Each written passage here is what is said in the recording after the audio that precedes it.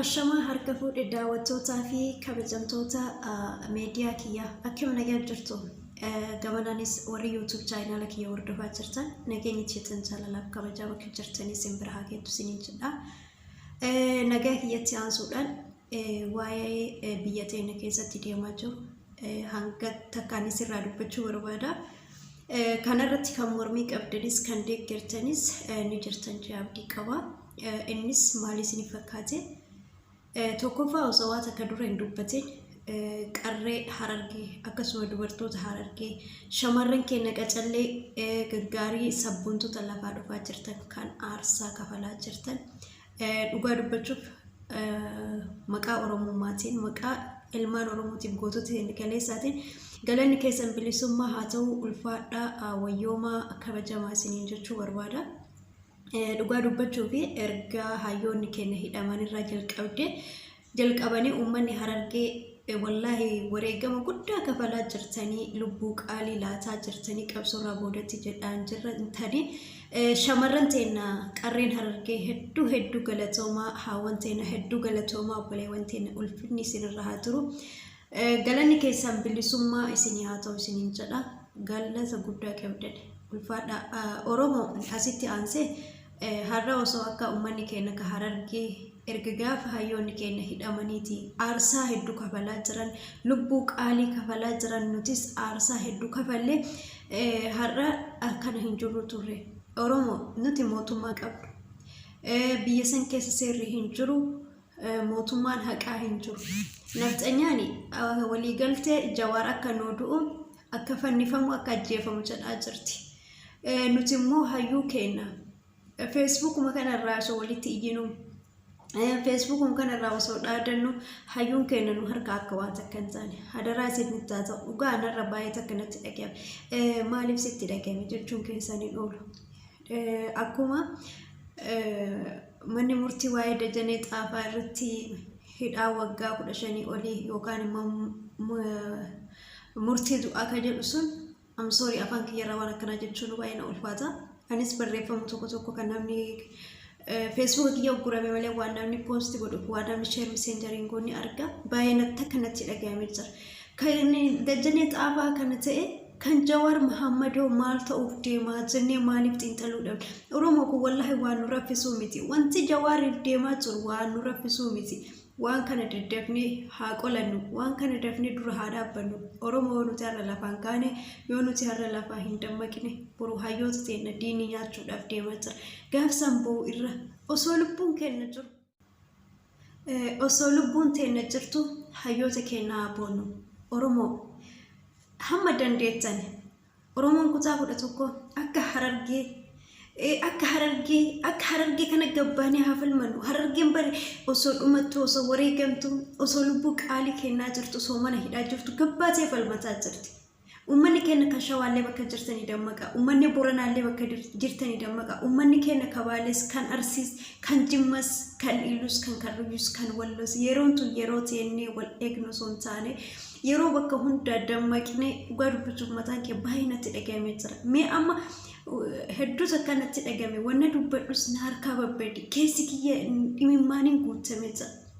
Kanaaf hayyoota teenya dafnee cina haa dhaabbannu bakka jirtanii kan ala jirtanis kan biyya keessa jirtanis hayyoota teenyaaf sagalee haa taanu.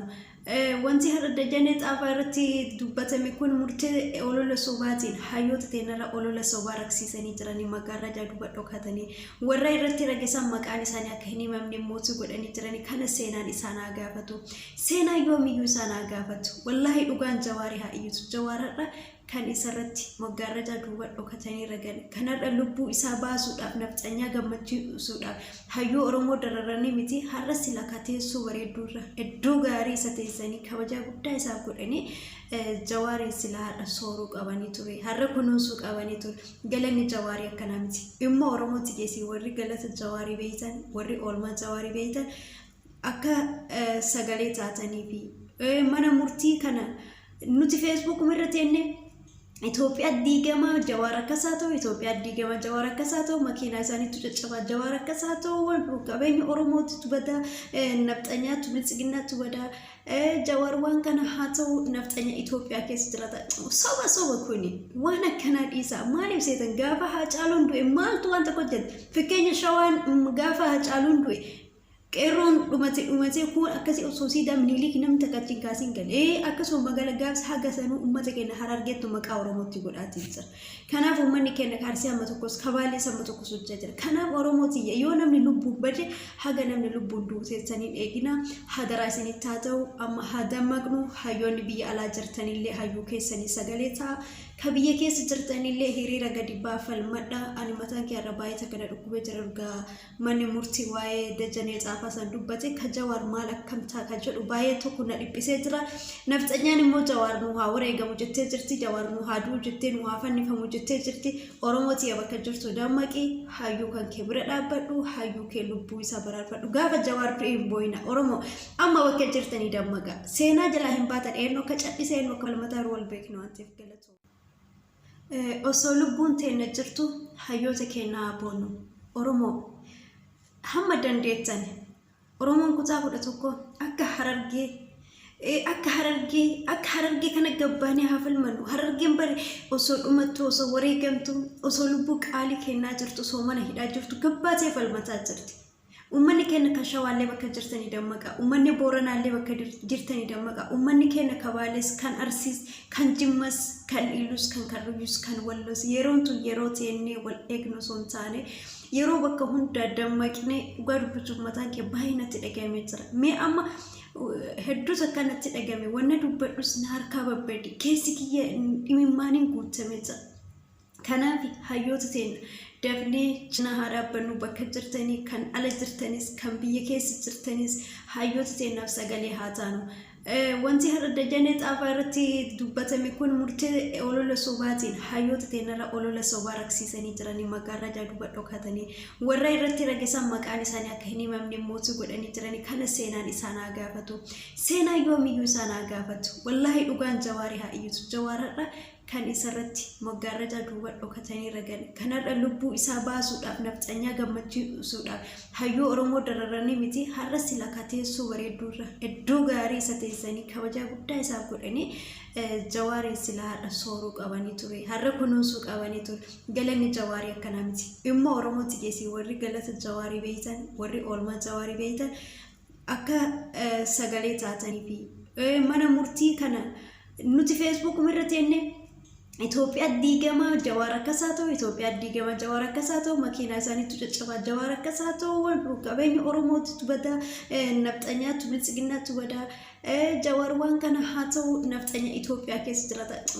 ሰው ኮኒ ዋና ከናዲሳ ማለም ሴተን ጋፋ ሀጫሉ እንዱ ማልቱ አንተ ቆጀት ፍከኝ ሸዋን ጋፋ ሀጫሉ እንዱ Keron umate kun akasi sosida minilik nam takati kasingal akaso magala gabs haga sanu ummata kenna harargetu maka oromoti godati sir kanaf ummanni kenna karsi amatokos kabali samatokos ujjajir kanaf oromoti yo namni lubbu bade haga namni lubbu du setani egina hadara sini tatau amma hadamagnu hayoni bi ala jirtani le hayu kesani sagaleta kabiye kes jirtani le hirira gadi bafal madda animatan ki arabayta kana dukube jirga manni murti wae dejane fasan dubbate kajawar mal akamta kajadu baye to kuna dipise jira nafxanya ni mo jawar